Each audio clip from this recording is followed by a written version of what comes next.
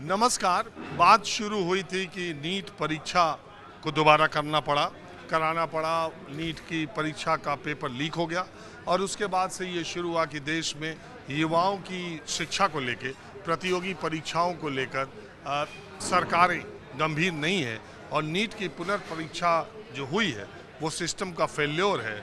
और इसमें उसके अलावा भी जो घटनाएं घटी थी, शिक्षा मंत्री धर्मेंद्र प्रधान को इस्तीफा देना चाहिए। इसके बाबत जेनजी ने और सोनम वांगचुक ने जंतर मंतर पर प्रदर्शन किया। प्रदर्शन का असर ये हुआ कि शिक्षा मंत्री का इस्तीफा भी हो गया।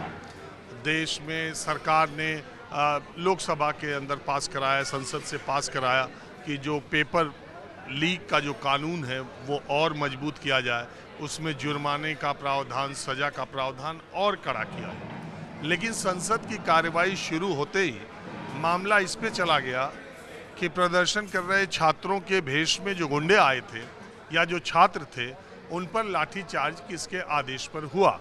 और इसके अलावा पैलेट गन का प्रयोग दिल्ली में पहली बार छात्रों के ऊपर क्यों हुआ, पैलेट गन का प्रयोग करने की इजाज़त किसने दी थी, ये सवाल उठाते हुए लोकसभा में विपक्ष के नेता राहुल गांधी और मल्लिकार्जुन खड़गे जो कि राज्यसभा के नेता हैं और कांग्रेस जो सबसे बड़ी विपक्षी पार्टी है उसके राष्ट्रीय अध्यक्ष है, उन्होंने गृह मंत्री अमित शाह का इस्तीफा मांग लिया। अब सवाल ये है कि ये शुरुआत हुई थी शिक्षा और प्रतियोगी परीक्षा में शुचिता और पारदर्शिता के लिए, और बात अब धर्मेंद्र प्रधान को अकाउंटेबिलिटी सेट हो इसलिए उनका इस्तीफा होना चाहिए। प्रदर्शनकारियों ने भी ये नहीं कहा कि धर्मेंद्र प्रधान पर किसी तरह का आरोप या कोई बात है, लेकिन अकाउंटेबिलिटी, चूंकि वो जिम्मेदारी उनकी थी और वो विफल रहे, इसलिए शुरुआत ये होनी चाहिए कि वो अपने पद से इस्तीफा दें। अब बात गृह मंत्री के इस्तीफे तक पहुंच गई, तो क्या विपक्ष ने छात्रों के इस आंदोलन की राह को भटकाने का काम किया है, या जो अभी ये मामला सुप्रीम कोर्ट में भी गया है, सुप्रीम कोर्ट में ने सरकार से ये कहा है कि पैलेट गन चलाने के लिए जो एसओपी है वो बताई जाए। पैलेट गन चलाने का ऑर्डर किसने दिया, ये बड़ा सवाल है। एक सवाल ये भी है कि जंतर मंतर के इर्द गिर्द पत्थरों से लदा ट्रक कैसे आया था और वो इधर से इधर आंदोलन स्थल पर कैसे पहुंचा। बड़े सारे सवाल हैं। दिल्ली पुलिस या केंद्र सरकार सारी बातें कह रही है, लेकिन ये बताने को राजी नहीं है कि सादी वर्दी में छात्रों के ऊपर जिन लोगों ने लाठियों से हमला किया उनकी पहचान अभी तक हो पाई या नहीं, या उनके खिलाफ अनुशासनात्मक कार्रवाई क्या हुई। इस बीच मैं आज कॉफ़ी होम में आया हूं और मैं जिस टेबल पर बैठा हूं उसमें जेनजी हैं 3-4, 2 कैमरे पर आना नहीं चाहते, अपनी अपनी वजह है, और एक जो है तैयार हुए मुझसे बात करने के लिए। तो सबसे पहले आपका नाम क्या है और आप कहाँ से आए हैं? मेरा नाम अमरजीत रक्षित है और मैं दार्जिलिंग सिलीगुड़ी से आया हूँ। कब आए दिल्ली? 27 को पहुँचा। 25 को ओवरनाइट में तत्काल में 3 बजे से स्टेशन में रहा 11 बजे तक, ताकि तत्काल का टिकट कटवा सकूँ, फिर मैं आ सकूँ प्रोटेस्ट में शामिल होने के लिए। रेलवे स्टेशन पर 8 घंटा लाइन में खड़ा होने का सिलसिला चल ही रहा है 21वीं शताब्दी में और हाईटेक वर्ल्ड में, कि 8 घंटा तत्काल का टिकट पाने के लिए लाइन में लगना ही है। क्यों? एकदम गवर्नमेंट वेबसाइट से हूँ, इसमें हम क्या कर सकते हैं। अगर हम नेट खोलें तो तत्काल का टिकट हमें नहीं मिलेगा। बिल्कुल नहीं। लेकिन वो जो दलाल हैं उनको 2000 एक्स्ट्रा दे दें तो वो हमको टिकट दे देंगे। बिल्कुल, प्राइवेटाइजेशन ऑफ पब्लिक सेक्टर, यही तो तमाशा है। और ऊपर से सरकार कहेगी फुल प्रूफ व्यवस्था है, ये है वो है। देश के हर घर की परेशानी है। अगर हम वेबसाइट और IRCTC के ऐप के जरिए तत्काल टिकट लेने की कोशिश करते हैं तो 10 में 8 बार हम नहीं पा पाते हैं, लेकिन अगर दलाल को 2000 रुपये दे दो तो वो तुरंत आपको कहीं से कहीं का टिकट देगा। आज तक हमारी ये समझ ही नहीं आया। बड़े बड़े नियम कानून बदले कि अब आधार कार्ड होगा तो ये होगा, तो 3 महीने से 2 महीने। खैर छोड़िए, तो तत्काल आपको मिल गया लाइन में खड़े रहे तो? यस, मिल गया, आ भी गया, बट जिस दिन मेरा टिकट कंफर्म उसी दिन इस्तीफा दे दिया धर्मेंद्र प्रधान ने। आ क्यों रहे थे उसी आंदोलन में? बिल्कुल, मेरा भी 2 पेपर लीक हुआ है, गेट एक्सेल लीक हुआ है, CUET PG भी लीक हुआ है, SCQP 17 पेपर कोड है उसका। वो एक सिंगल शिफ्ट में एग्ज़ाम होना था, बट उसका एग्ज़ाम हुआ 4 शिफ्ट में। बाकी जो 28, 29 और 30 को जो एग्ज़ाम हुआ वो हमें पता ही नहीं कैसे हो गया। और एनटीए ने जब वेबसाइट मीन्स हमने स्टूडेंट्स ने मेल किया तो एनटीए ने आंसर की जो है वो छुपाना चालू कर दिया, वेबसाइट से निकालना चालू कर दिया। बेसिकली वाइट वॉश करना चाहते थे, बट वो ऑलरेडी मीडिया में आ चुका था। क्या एग्जाम था यार ये? अब एक नया कहानी आप बता रहे थे हम। CUET post graduate common university entrance तो एग्जामिनेशन हो गया, बट लीक हुआ था पेपर। ये कैसे मालूम? ये कैसे मालूम क्या, लाइक पेपर जब भी देते हैं उसका आंसर की आता है, तो हम एनटीए के वेबसाइट में जाते हैं, आंसर की दिख जाता है। बट जब भी हमने CUET का आंसर की ना चेक करने के लिए, मार्क्स कैलकुलेट करने के लिए, हमने देखा कि ये 4 शिफ्ट में एग्ज़ाम हुआ है, बल्कि होना 1 शिफ्ट में था। तो बाकी के 3 शिफ्ट बेसिकली कुछ चुनिंदा बच्चों के कुछ चुनिंदा सेंटर्स में हुआ था। अब देखिए, मैं तो जानता नहीं एनटीए इस मामले में जाने और उसकी सफाई दे। मैं कभी नीट एग्ज़ाम भी नहीं दिया, इसलिए मैं आ रहा था प्रोटेस्ट में शामिल होने के लिए। अच्छा, आप प्रोटेस्ट में शामिल होने के लिए तत्काल का टिकट लेकर के केवल प्रोटेस्ट के लिए आ रहे थे? बिल्कुल। आपको दिल्ली और कोई काम नहीं था? मैं पढ़ता हूँ बट मैं पास आउट हूँ दिल्ली यूनिवर्सिटी से, तो बस उसी के लिए आया था। अरे सरकार तो करे, इसमें 2873 या कितने गुंडे आ गए थे, आपराधिक प्रवृत्ति के आ गए थे, इनके ऊपर ये केसेस है। मैंने सुना गृह मंत्री अमित शाह को दिल्ली पुलिस ने डोजियर दिया। दिल्ली पुलिस वो डोजियर नहीं दे रही है जिसमें सादी वर्दी में डंडा लेके बैठ करके मारे, उनका डोजियर दिल्ली पुलिस नहीं दे रही है। दिल्ली भर के अपराधी, और बड़ी हैरत की बात है कि दिल्ली में 2873 आपराधिक प्रवृत्ति के लोगों को दिल्ली पुलिस पहचानती है, और वो लोग इस धरना स्थल तक आ गए और पथराव करके चले गए, और दिल्ली पुलिस ने उसके बाद उनका डोजियर बनाया और अमित शाह को आज दिया। सूत्रों के मुताबिक एक्चुअली अमित शाह को ये जानना चाहिए, आपका जो टैगलाइन है थिंक फर्स्ट, ये उनको पहले जानना चाहिए कि think first before you do some actions, that to on the future of the students, so he should be careful about his actions, but I am damn sure he will not face any consequences. लेकिन एक बात बताओ, आप दार्जिलिंग में बैठे लड़के को जंतर मंतर पर होने वाले प्रोटेस्ट में क्यों पार्टिसिपेट करना था? टू शो सॉलिडेरिटी, या उसके ऊपर खुद भी बीती है, उसे लग रहा था कि अब ये सब छात्रों का मुद्दा है, सब छात्रों को मिलके इसमें करना पड़ेगा? ये बताओ। एग्जैक्टली उसी के लिए मैंने नीट एस्पिरेंट तो कभी नहीं था ना, मैंने कभी नीट एग्ज़ाम दिया, बट मेरा भी 2 एग्ज़ाम लीक हुआ, तो उसका गुस्सा तो बिल्कुल था। उसीलिए मैं इतना दूर से 2000 किलोमीटर ट्रैवल करके ट्रेन से आ रहा था। ये जो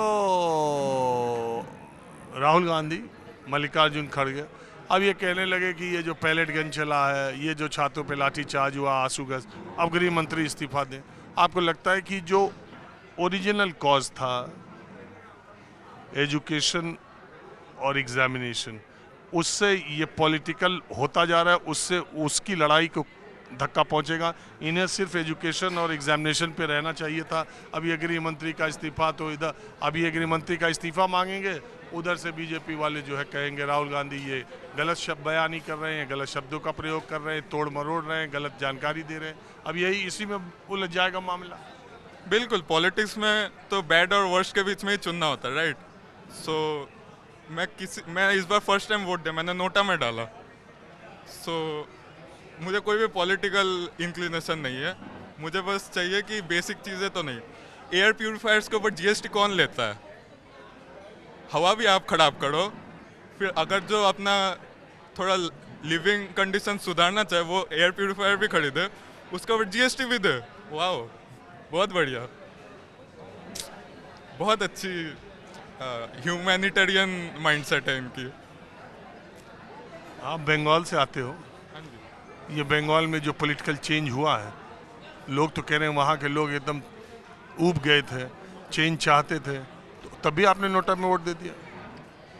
मैं बोला ना, मुझे कोई पॉलिटिकल इंक्लिनेशन नहीं है, मुझे बस चाहिए कि बेसिक चीज़ें के लिए लड़ना ना पड़े, साफ हवा, साफ पानी, एडुकेशन, बस इतना ही।